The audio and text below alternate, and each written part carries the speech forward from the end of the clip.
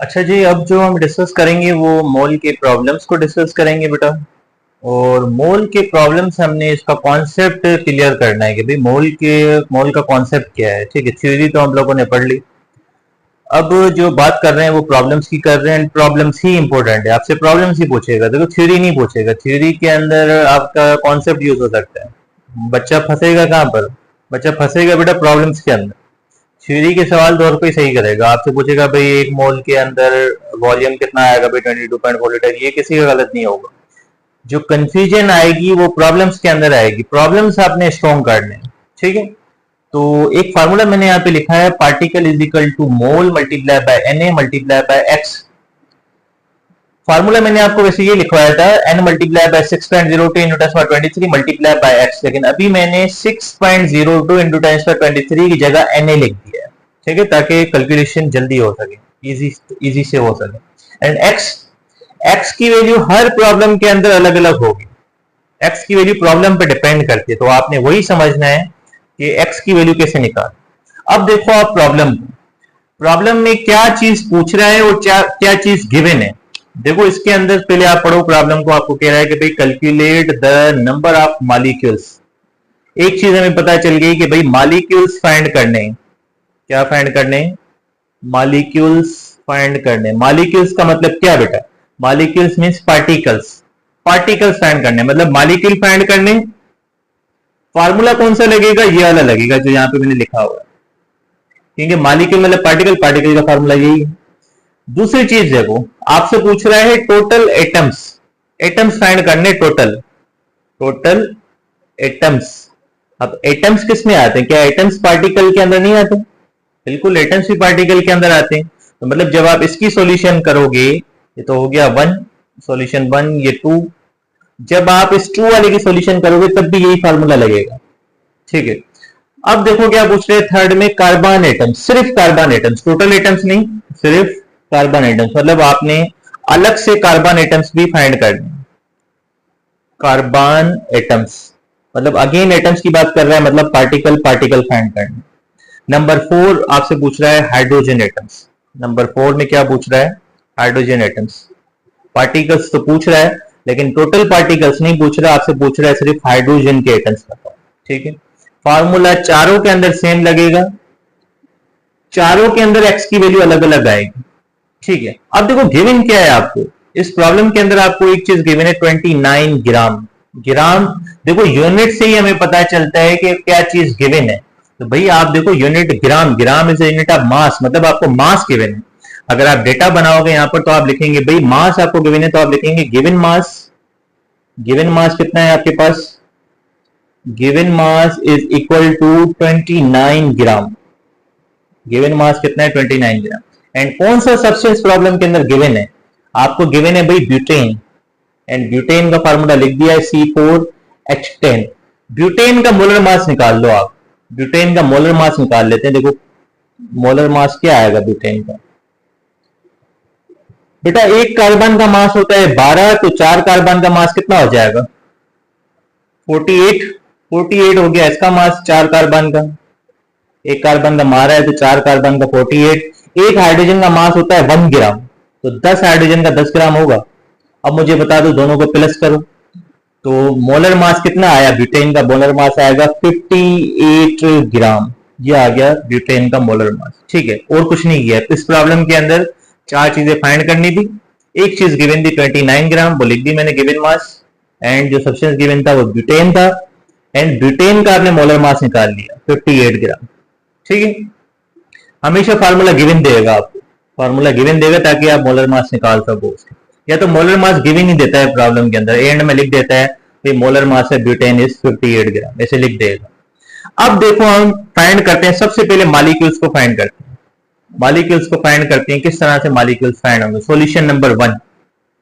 ठीक है, सॉल्यूशन 1 की सॉल्यूशन करते हैं। ठीक है, अच्छा पार्टिकल्स को शॉर्ट करने के लिए मैं पी लिख देता हूं। पार्टिकल मतलब पी फाइंड करने हैं। पार्टिकल्स का मतलब आप पी भी लिख सकते हैं। तो अभी मॉलिक्यूल्स हम फाइंड कर रहे हैं। देखो मॉलिक्यूल्स मतलब फार्मूला यही लगेगा, तो यहाँ पे मैं मॉलिक्यूल्स लिखूं या पार्टिकल लिखूं बात एक ही है, लेकिन हम चले यहाँ पे मॉलिक्यूल्स लिख देते हैं। क्या लिख लेते हैं? मॉलिक्यूल्स। भाई मॉलिक्यूल्स फाइंड करने हैं आपने। फार्मूला क्या होगा, same n multiply by NA multiply by x। अब इस फार्मूला के अंदर देखो आपको कोई भी चीज गिवन नहीं, x की वैल्यू नहीं पता, NA की वैल्यू नहीं पता, हमें तो सिर्फ ये दो चीजें पता है बेटा ना, NA, हाँ NA पता है हमें, NA की वैल्यू हमें पता है 6.02 इंटू 10⁻23, वो हम लिख सकते हैं यहाँ पर, ठीक है। तो NA की वैल्यू चले हम लिख लेते हैं यहाँ पर 6.02 इंटू 10⁻23। क्या NA की वैल्यू पता है हमें? नहीं बेटा, लेकिन देखो given mass upon molar mass तो पता है। मोल का फार्मूला एक मैंने आपको बताया था, N is equal to given mass divided by molar mass, याद करो given mass upon molar mass. तो बेटा गिवन मास कितना है 29 ग्राम, गिवन मास है आपका 29 ग्राम, मोलर मास कितना है 58 ग्राम। देख लो मोल्स कितने आ रहे हैं, 29 के टेबल 1 टाइम, 58 को 2 टाइम, ऊपर बचा 1 नीचे बचा 2, मतलब 1/2। n बराबर किससे आ रहा है 1/2 के, 1/2 का मतलब क्या बेटा 0.5, मतलब मोल भी हमें पता चल गया। मोल कितने आ रहे हैं इस प्रॉब्लम के अंदर 0.5, तो लिख लेते हैं मोल यहाँ पर 0.5, ये इजिकल टू 0 इजिकल टू लगाई, n की जगह मैंने क्या लिख दिया 0.5। x क्या लिखे बेटा, x देखो क्या लिखे, ध्यान से सुनना, मॉलिक्यूल्स पूछ रहे हैं तो मॉलिक्यूल्स की तादाद यहां पर लिखनी है x, मॉलिक्यूल्स की तादाद, जो चीज आप फाइंड कर रहे हो उसी की क्वांटिटी x है। x means quantity, quantity which is find, जो आप चीज जो क्वांटिटी आप फाइंड कर रहे हो वो आप देखोगे कि वो कितनी क्वेश्चन के अंदर गिवन है। अब आप देखो आप फाइंड क्या कर रहे हो मॉलिक्यूल, अब कितने मॉलिक्यूल इस प्रॉब्लम के अंदर गिवन है बेटा, एक ही मॉलिक्यूल गिवन है दैट इज ब्यूटेन, तो आप x की वैल्यू क्या लिखेंगे 1 लिखेंगे, यहां पर मैं मल्टीप्लाई करूंगा 1 से। नेक्स्ट जो आप जब टोटल एटम्स फाइंड करोगे, जब यहां पे मैं लिख दूं टोटल एटम्स, अब देखो इसका आंसर कोई ना कोई तो आ जाएगा, अभी मैं आपको बता दूं भाई इसका आंसर क्या आएगा। जब आप 0.5 को 6.02 से मल्टीप्लाई करोगे तो आपका आंसर आएगा 3.01, 3.01। क्यों? क्योंकि बेटा 0.5 का मतलब क्या है, 0.5 का मतलब है 1/2। अब देखो 2 का टेबल 1 टाइम, 6.02 को 2 टाइम, ये आधा हो जाएगा, 6.02 को 2 से डिवाइड करेंगे, क्या आंसर आएगा 3.01 आएगा या नहीं। क्या किया बेटा आपने 6.02 का हाफ कर दिया, तो कितना हुआ 6 का हाफ 3.02 का हाफ 0.01, पावर सेम ही रहेगा, मल्टीप्लाई बाय 10⁻23। इस वैल्यू को 1 से मल्टीप्लाई कर तो आंसर यही आएगा, मतलब आपके मॉलिक्यूल्स पता चल गया, मतलब m पता चल गया आपको कि मॉलिक्यूल्स की आंसर क्या आ रहा है आपके पास, मॉलिक्यूल्स की आंसर आ रहा है ये आगे आपके मॉलिक्यूल्स। अब मैं अगर बात करूं भाई आपके टोटल मोल्स आपने सॉरी टोटल एटम्स निकालने हैं आपने, तो मुझे बताओ फार्मूला क्या होगा। तो आप यहाँ पे मॉलिक्यूल्स की जगह पर मैं क्या लिख दूंगा, मॉलिक्यूल्स की जगह पे भाई मैं लिख दूंगा टोटल एटम्स, फार्मूला वही सेम होगा, ठीक है। देखो यहाँ पे करके बता देता हूँ आपको, टोटल एटम्स आपने निकालने, टोटल एटम्स फार्मूला क्या होगा same, n multiply by Na multiply by x, यही होगा बेटा। अब देखो n आपने पहले ही फाइंड कर लिया, मोल आपने निकाल लिया 0.5, तो आप लिख दो यहाँ पे 0.5 लिख दो या 1/2 कर लो, क्या कर लेंगे आप भाई 1/2 कर लेते, 1/2 मल्टीप्लाई बाय Na की वैल्यू आपको पता है 6.02 इंटू 10⁻23, ठीक है।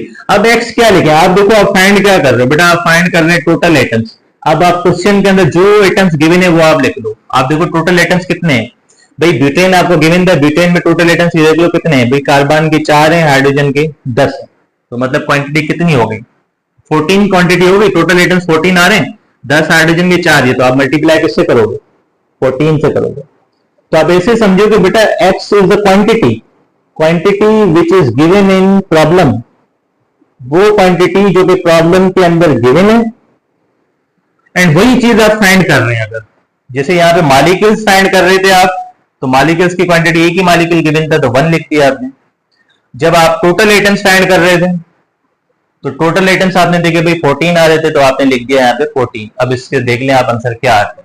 अगर मैं 1/2 को इससे मल्टीप्लाई किया, जैसे यहाँ पर किया था 1/2 को इससे, तो आंसर क्या है 3.01, तो यहाँ पे मैं लिख लूंगा 3.01 इंटू 10⁻23 एंड मल्टीप्लाई बाय 14, तो 14 को 3.01 से मल्टीप्लाई करो, आपका फाइनल आंसर आ जाएगा, पावर सेम रहेगा।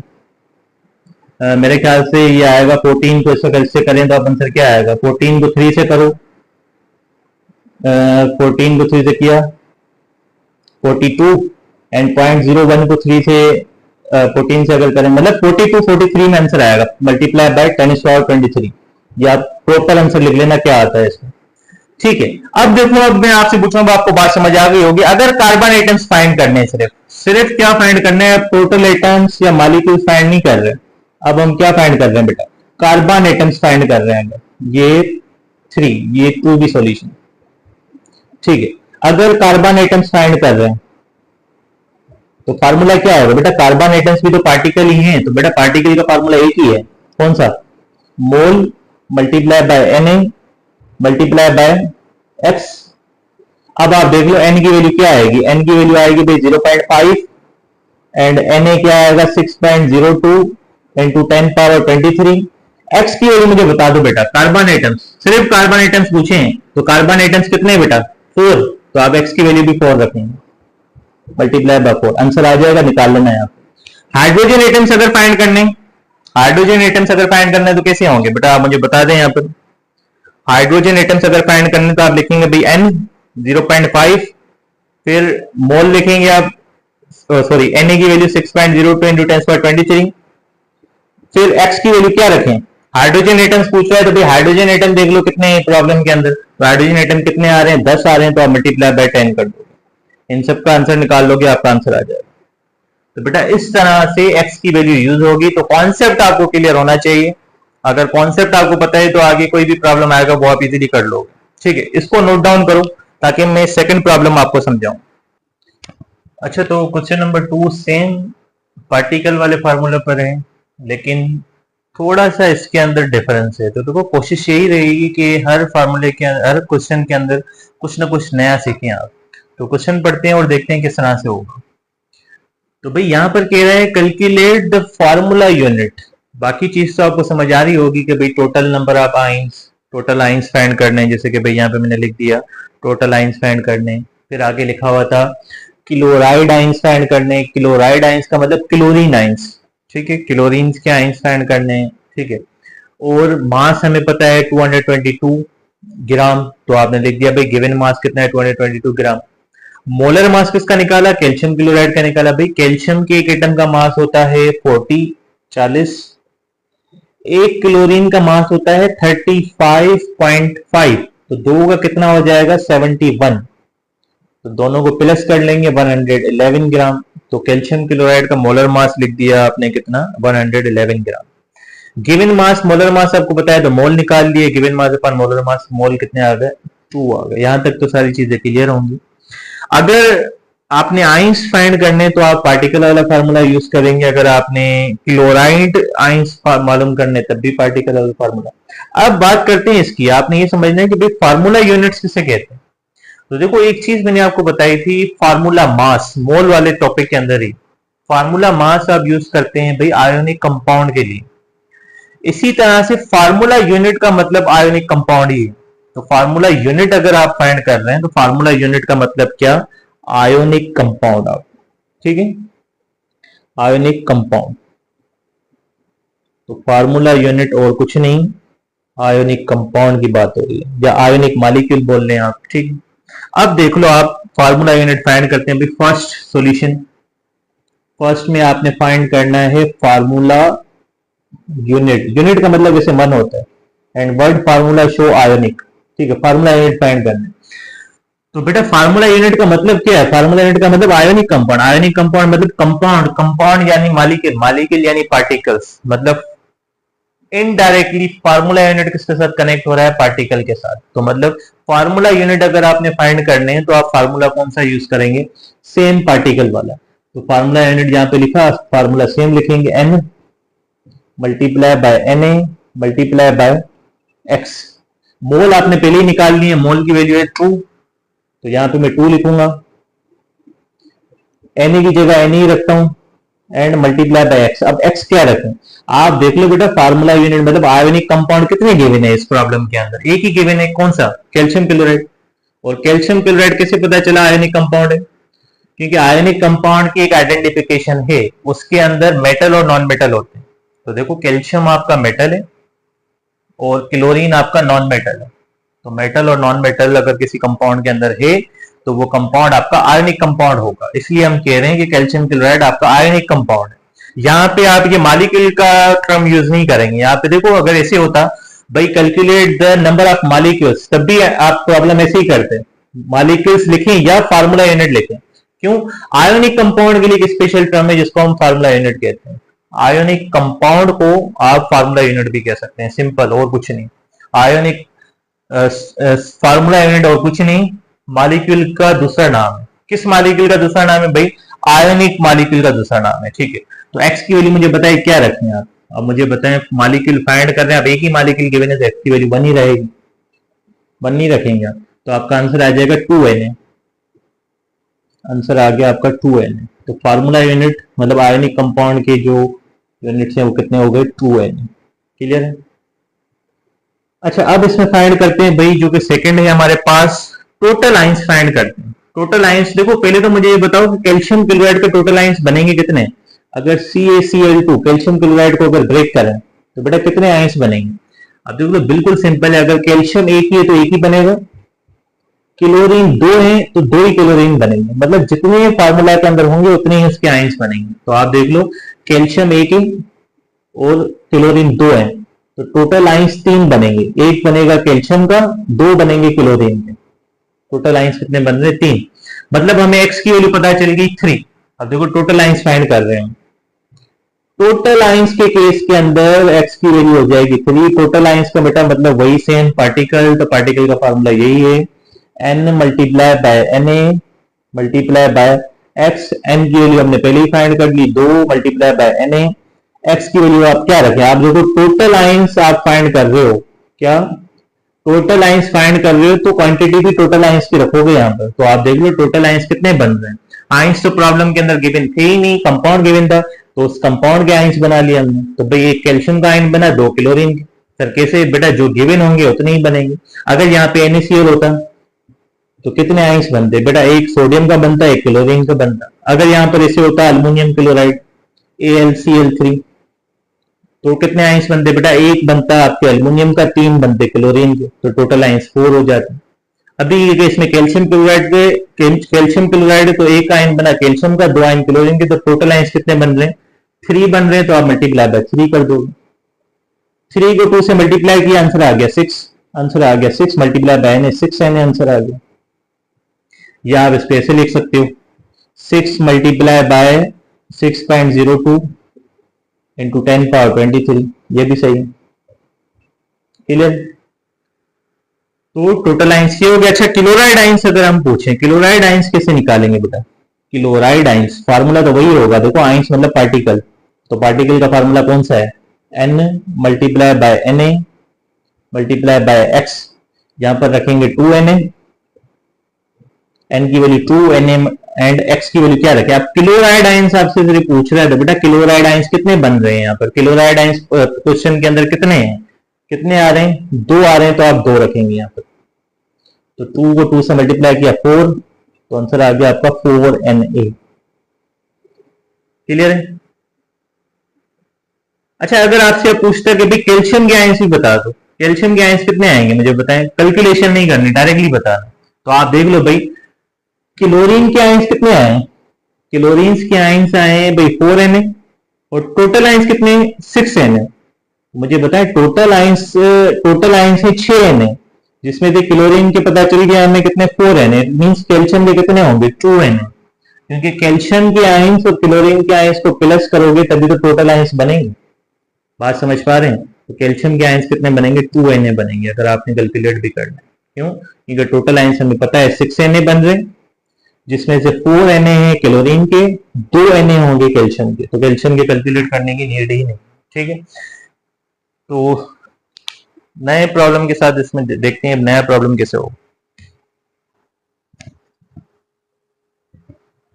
अच्छा बेटा, एक एमसीक्यूज है सेम इसी फार्मूला पर, पार्टिकल वाले पर, देखो किस तरह से होगा। तो यहां पर कह रहा है out of 1 gram dioxygen, 1 gram atomic oxygen, मतलब 1 ग्राम डाइऑक्सीजन है हमारे पास। डाइऑक्सीजन मींस O2, डाइऑक्सीजन का मतलब यहाँ पर क्या है? O2।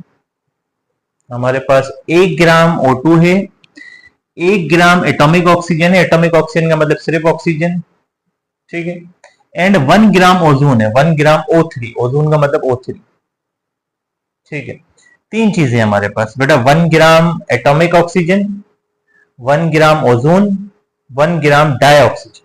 अब पूछ रहा क्या है, the maximum number of molecule are contain in, किसके अंदर मैक्सिमम नंबर ऑफ मॉलिक्यूल है। सॉल्यूशन को छोड़ दो बेटा, सॉल्यूशन को नहीं देखो, प्रॉब्लम को पहले समझो, ठीक है।